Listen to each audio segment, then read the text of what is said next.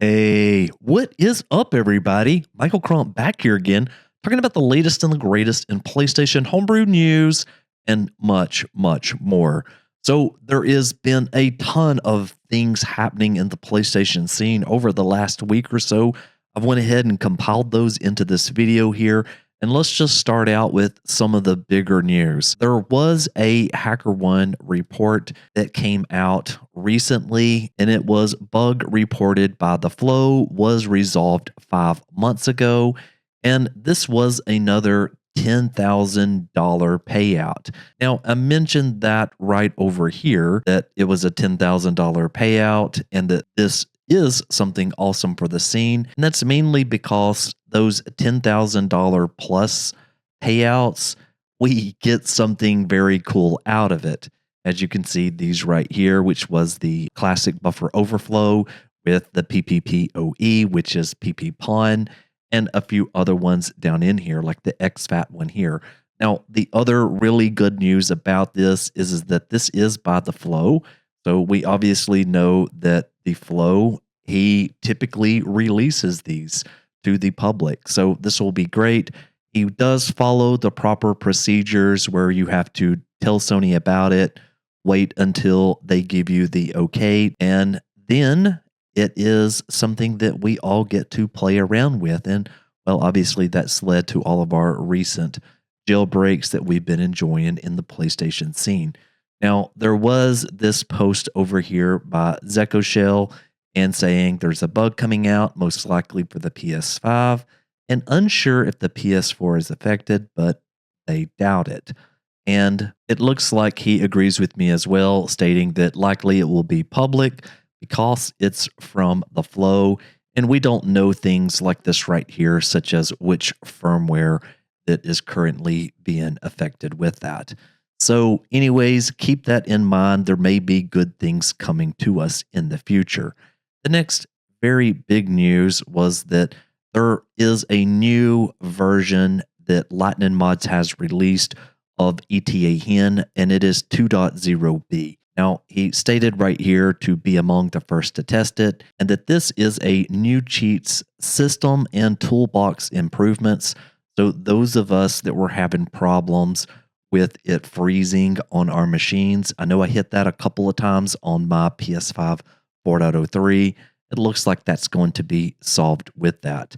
Now, there is MC4 support, JSON and SHN support, and these are for your different cheats.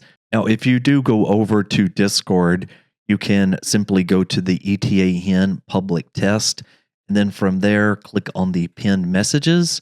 And if you scroll down a little bit, it will tell you exactly what you need to do in order to get this connected and where to copy the cheats to. One other thing that was included in this that's very valuable is this pinned list here of the working games that the cheats are currently confirmed working with.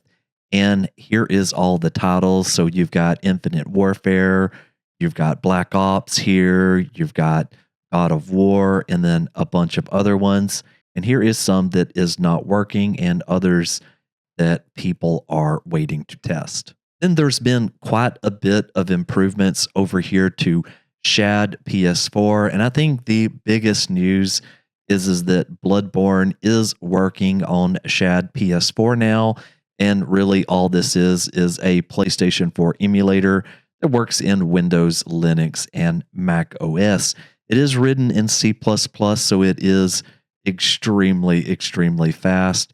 And I have decided that I'm going to be covering a bit of this in the future on the channel here. So if you are interested, stay tuned. I may make some videos for that.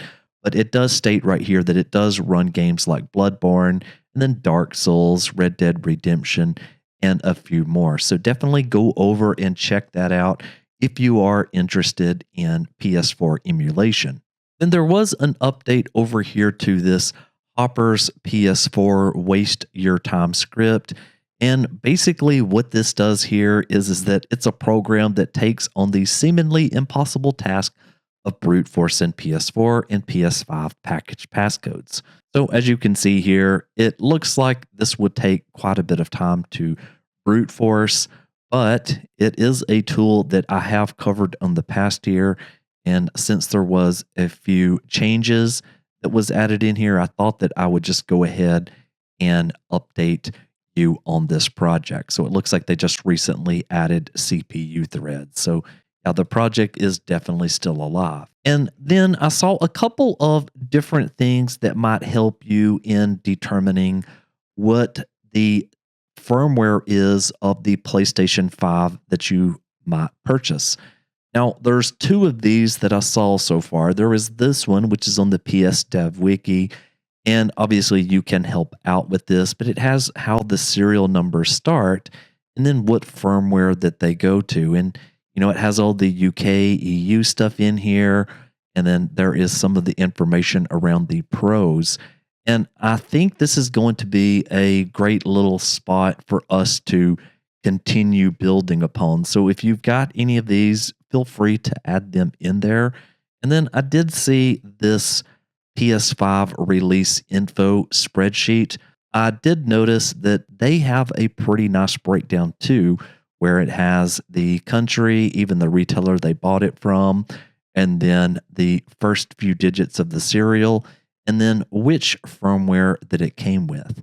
But anyway, check out this PS5 release info as well as the serial number guide if you're trying to figure out which firmware a PS5 is on that you're about to buy. And then we had a project that John Tornblom was working on that was BDJ IPv6 HEN. Now, I originally covered this when John Tornblom had the UMTX version, but it looks like he has switched that out to IPv6, probably for more compatibility. And so really what this does here is that this is just a BDJ homebrew enabler for PS5s running firmware 3.00 to 4.51. So you simply get a Blu-ray burner, you get a blank disk, you burn the ISO image, which is just right over here in releases, to that disk, and you can jailbreak without an internet connection or anything just like that. Now, I do have a video on this if you do want to see this in action. So anyways, definitely check that out if you're interested in a video that walks you through it. And then there was a project that Master S released that was called PS5 Edit Profile, and version 1.6 just came out right around 10 hours ago.